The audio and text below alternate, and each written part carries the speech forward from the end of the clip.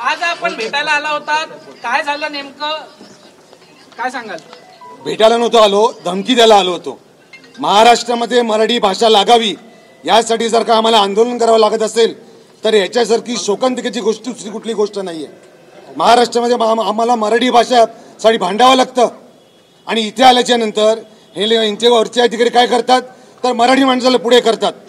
मी 2 मराठी माणसांनी भांडत बसायचं आणि हे गुप्ता का कोण आहेत हे यांना वरणार ऑर्डर सोडणार. आम्ही आज इकडे आलो होतो, आम्ही यांना क्लिअर सांगितलं की जोपर्यंत तुमच्याकडनं आम्हाला लेखी मिळत नाही की हॉटस्टारवर ज्या मॅचेस होतात त्याच्यावर मराठीमध्ये देखील समालोचन आम्ही करू, हे आम्ही लेखी घेऊनच जाणार. आणि हे आत्ता हॉटस्टारकडनं आम्हाला राजसाहेबांच्या नावाने हे दिलेलं पत्र आहे. ह्याच्यामध्ये आता त्यांना आम्ही वेळ देतोय त्याची कॉमेंट्री त्यांचा सेटअप करायला. पण आता लवकर ICC चॅम्पियन ट्रॉफी सुरू होते तेव्हा त्याच्यापासून हॉटस्टारवर मराठी भाषेमध्ये देखील समालोचन होणार हे त्यांनी आम्हाला ग्वाही दिलेलं आहे. आणि तुमच्या चॅनलच्या माध्यमातून एकच सांगतो, महाराष्ट्रामध्ये माज हा फक्त मराठी माणसांनीच करायचा, इतर लोकांनी आमच्यावर दादागिरी करायची नाही.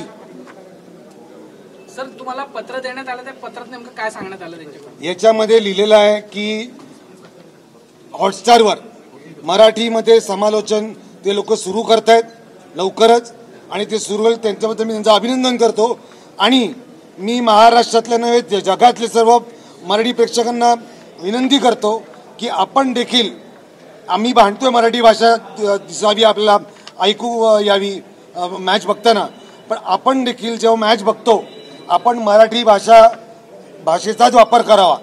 किती दिवसांची वेळ दिली त्यांनी? नाही, ते लगेचच सुरू करतील.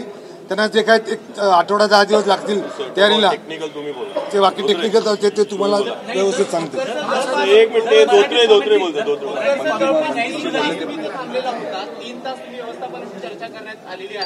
मी ठरवलं होतं की जोपर्यंत आम्हाला लेखी मिळत नाही तोपर्यंत आम्ही इकडेच थांबणार, आम्ही ऑफिसच्या बाहेर जाणार नाही. आमचं ठिय्या आंदोलन होतं. मला असं वाटतं की हॉटस्टारच्या काचा खूप महाग आहेत,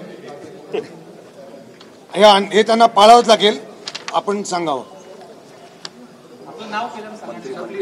हा, मी राकेश धोत्रे. गेले 3 तास पहिलं म्हणजे ह्यांच्याशी संदर्भ साधून आहे आणि मनापासून आभार की त्यांनी तो संदर्भ केला आमच्याशी. असं कधीच झालं नाही आहे आणि असं कधीच होणार नाही की म्हणजे ज्या ठिकाणी तुम्ही राहता, ज्या ठिकाणी तुम्ही धंदा करता तिकडे तुम्ही कुठल्याही भाषेला डावजू शकत नाही आणि शकणारही नाही. त्या अनुषंगानेच मी सांगतो तुम्हाला की आम्ही चॅम्पियन्स ट्रॉफीसाठी मराठी लँग्वेज आमच्या प्लॅनमध्ये अगोदर ही होती, पण चॅम्पियन्स नाही आतापासून राईट. पण म्हणजे थँकफुली आज आम्ही इथे यांच्याबरोबर चर्चा करून त्यांना सांगितलेलं आहे की आम्ही ते करणार आहोत. मला सांगा, सगळ्यांचा मराठी सोडून हरियाणवी, भोजपुरी, तमिळ, तेलुगू, कन्नडा, हिंदी, इंग्लिश, मराठी सोडून सगळ्या भाषांमध्ये समालोचन होतं. महाराष्ट्रामध्ये मराठी नको. प्रश्न असा उपस्थित होतो, जे सरकार गुप्ता ते का नाही भेटायला आले, तोच तर प्रश्न आहे. हे नेहमी असंच करतात. कुठलंही आंदोलन असेल तर एक तर मराठी माणसाला पुढे करायचं. आज इथे जर का मराठी नसते तर काय झालं असतं? मराठी अधिकारी जर का आला नसता तर आम्ही चर्चा केली असती का? 100% चर्चा केली नसती. आज इकडे चित्र वेगळं असतं. पण मी त्यांना धन्यवाद देतो. त्यांनी त्यांच्या वरिष्ठांना देखील सांगावं की याच्यापुढे मराठी भाषेचा गळचेपी आम्ही सहन करणार नाही. आज तुम्ही आम्हाला हे जे पत्र दिलं आणि मराठीमध्ये आपण समालोचन सुरू करणार आहात त्याबद्दल मी आपले आभार मानतो.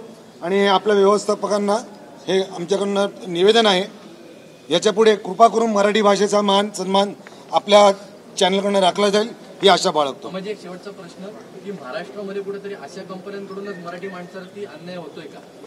जिथे जिथे म्हणून अशा आमच्या मराठी भाषेवर किंवा मराठी माणसावर अन्याय होतो तिथे तिथे मनसे आक्रमकपणे आणि ठामपणे उभी राहते.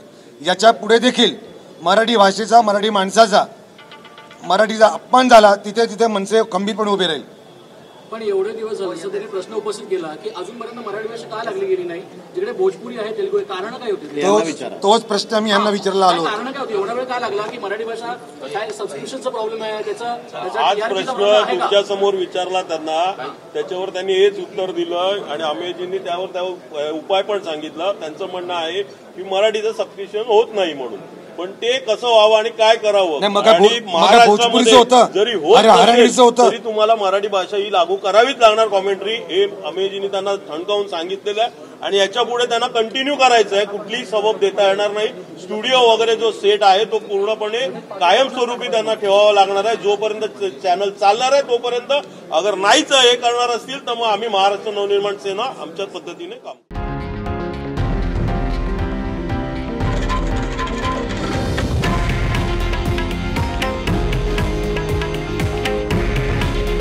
हे आहे देशातील नंबर 1 न्यूज नेटवर्क आणि आपण पाहत आहात TV9 मराठी. काळजी तुमची, हित महाराष्ट्राचं.